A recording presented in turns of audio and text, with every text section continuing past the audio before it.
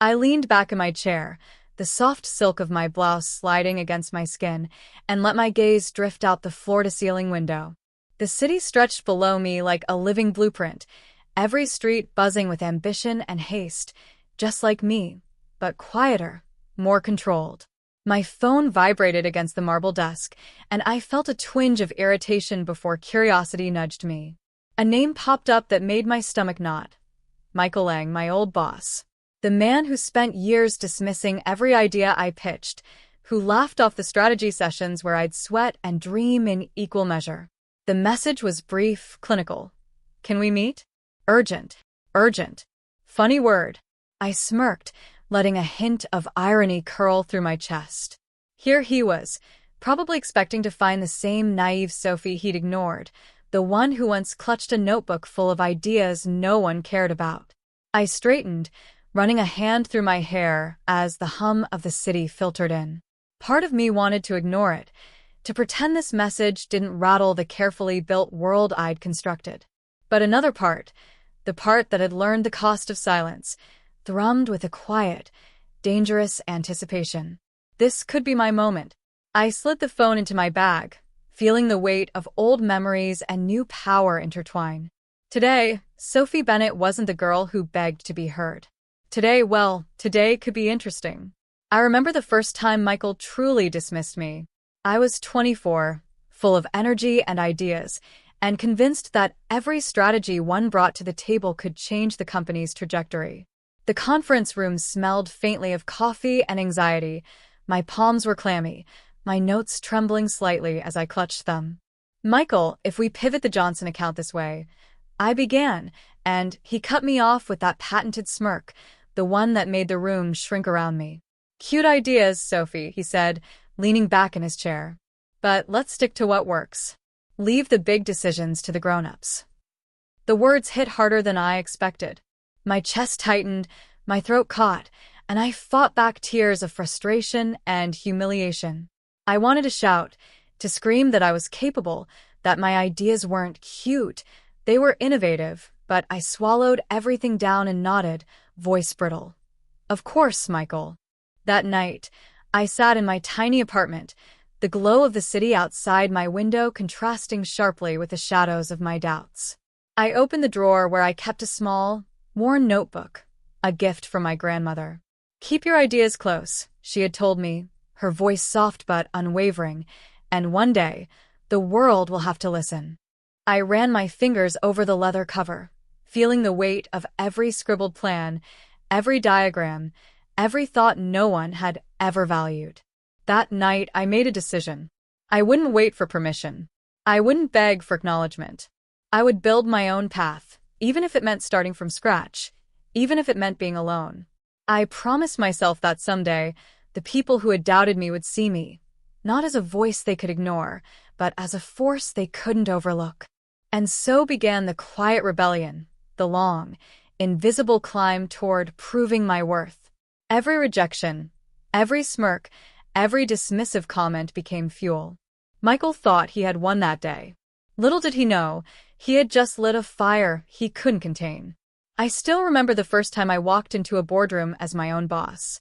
The smell of fresh paint mixed with polished would hit me first, then the soft hum of fluorescent lights that somehow felt less intimidating than Michael's smirking gaze ever did. My little startup, just an idea scribbled in my grandmother's old notebook, was finally taking form. It wasn't easy. Late nights blurred into early mornings. I'd sit on the edge of my bed, laptop balancing on my knees, reworking proposals for hours while the city slept beneath me. Self-doubt clawed at my mind like a persistent shadow. Sometimes I'd pause, staring at the notebook, thinking, am I really cut out for this? And then I'd hear my grandmother's voice in my head, the world will have to listen. That voice became my anchor. A turning point came when I met Claire Donovan, a seasoned strategist who saw potential in me I hadn't fully recognized myself. She didn't patronize, didn't laugh off my ideas. She challenged me, pushed me, made me believe that brilliance doesn't always come with experience. It comes with tenacity. With her guidance, I learned to pitch confidently, to negotiate contracts, to take risks that once would have terrified me. The small victories started to accumulate. My first major client, a boutique firm ready to trust an unknown entrepreneur, signed on after a tense, 3-hour presentation. I remember gripping my pen so tightly my knuckles ached, but when they shook my hand, I felt an unfamiliar thrill. Validation, yes, but also the intoxicating taste of independence. Then came the first profitable project, the first contract I closed without a mentor's hand holding mine. Each success was a quiet triumph, hidden from my old colleagues, hidden from Michael, who probably assumed I'd faded into obscurity. I learned to keep my ascent quiet, posting only modest updates on LinkedIn, masking my growing confidence behind humble captions and neutral emojis. Behind closed doors, however, I transformed the ideas Michael ignored into a thriving enterprise. Each project completed, every client delighted, was a reminder that I no longer needed anyone's approval. And yet, every step forward was bittersweet. The memory of those dismissive smirks lingered, a ghost reminding me why I fought so hard. I wasn't just building a business. I was reclaiming my voice, my vision, and, eventually, my power. One day, all of it would converge, and when it did, Michael wouldn't just notice. He wouldn't just regret. He would have no choice but to see what he had thrown away. I heard the faint click of the elevator and the soft shuffle of polished shoes before I even saw him. Michael Lang, my former boss, the man who had spent years dismissing my ideas, who'd laughed at my ambition like it was a child's fantasy. And yet here he was, standing in my lobby, probably expecting to see the same timid girl he'd once known. I let him wander into my office first. It was spacious, yet warm, sleek, yet personal. Expensive abstract paintings hung on the walls, awards gleamed subtly on the shelves, and my grandmother's old notebook, now leather-bound and embossed, lay open on the desk, a silent testament to the journey I'd taken. The city skyline framed the room through massive windows, sunlight bouncing off the glass and illuminating every corner. He paused, eyes scanning. A flicker of recognition, followed by something like disbelief, crossed his face. I smiled, quiet, controlled. Let him soak it in. Let him feel the weight of every project, every contract, every sleepless night that had brought me here. Michael, I said, my voice smooth, steady, carrying just enough warmth to remind him I wasn't here to humiliate him. It's been a while. He swallowed, nodding stiffly, his gaze flicking around, lingering on framed contracts, neatly organized portfolios, the sleek lines of my office furniture. Sophie, this is impressive, he stammered, words failing him. I leaned against my desk, calm, collected. Do you remember that pitch you ignored 5 years ago? The Johnson account? The ideas you laughed off as cute? I watched his expression shift, confusion, then dawning horror. Well, he started, but I cut him off with a gentle lift of my hand. I took those ideas, Michael. I refined them. I executed them. And now, I gestured to the contract displayed proudly on my desk, the culmination of years he never imagined I could achieve. I own it. Every last clause. Silence settled. He stared, mouth slightly open, as if the words were foreign sounds. His ego, once untouchable, now quivered in my presence. The room, once my arena of insecurity, had transformed into my stage of vindication. I see, he finally said, voice low, almost reverent. You really did it. I let the pause stretch, savoring the moment. Not for revenge, but for justice, for the undeniable truth of my persistence. Yes, Michael, I did. And the best part? I did it without anyone's approval, without anyone telling me I couldn't. I watched as his shoulders slumped, the realization sinking in. For the first time, he understood what I'd known all along. Dismissing me was his mistake. Ignoring my ideas didn't erase their value. It only delayed my success. And now the power dynamic had shifted completely. I watched Michael fidget, the old confidence he carried like armor now slipping away. It was intoxicating, not revenge exactly, but the quiet thrill of finally being seen, finally being acknowledged on my own terms. I could feel the weight of years, of all the dismissed ideas and scoffs, lifting off my shoulders. Michael, I began, letting my voice carry both warmth and authority. This contract, this company, it's my responsibility now. And with responsibility comes expectations. He blinked, unsure whether to brace for reprimand or negotiation. I didn't wait for him to guess. You're welcome to work with me, I continued, but there are conditions.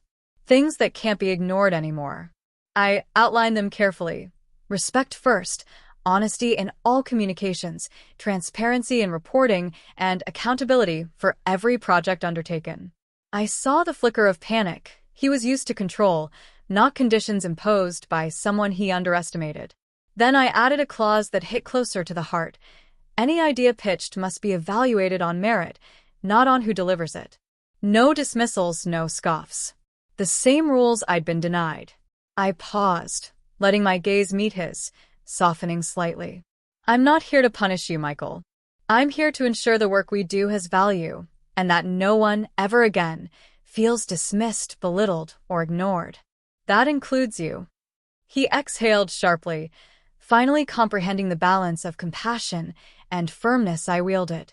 I saw understanding creep into his eyes, the first real acknowledgement that success isn't about hierarchy or ego, it's about merit, persistence, and integrity. Then I turned slightly, gesturing toward the office, the skyline, the contracts neatly stacked on my desk. If you can follow these conditions, contribute meaningfully, and respect the people you work with, there's a place for you here. If not, I let the sentence hang in the air, letting the silence speak. Then there isn't. It's that simple. Michael nodded, swallowing his pride, and for the first time, I saw him humbled. Not defeated, exactly, but reshaped by the reality of my power. I wasn't seeking vengeance. I was creating a system where respect and merit dictated outcomes, not past dismissals or unchecked egos. And in that moment, I realized the true victory wasn't just in owning the contract or proving my worth. It was in shaping the future, my own, and everyone who would now work beside me, on principles I had fought so long to honor. Weeks passed after the confrontation, and change unfolded quietly but undeniably. Michael adapted, meeting deadlines he once ignored, listening to colleagues he once dismissed. The office hum shifted, becoming lighter, more respectful, more collaborative. Others followed suit, not out of fear, but because the example of integrity and strength was unmistakable. I often caught myself glancing at my grandmother's old notebook, now sitting on my shelf like a trophy of persistence rather than a secret hope. Its worn leather cover reminded me of where it all began, of nights spent doubting myself, of pitches ignored, of laughter at ideas no one believed in. Every scribble and diagram had led me here, shaping a version of myself I barely recognized then, but now fully embraced. One evening, I lingered by my office window, the city lights shimmering like a million tiny triumphs.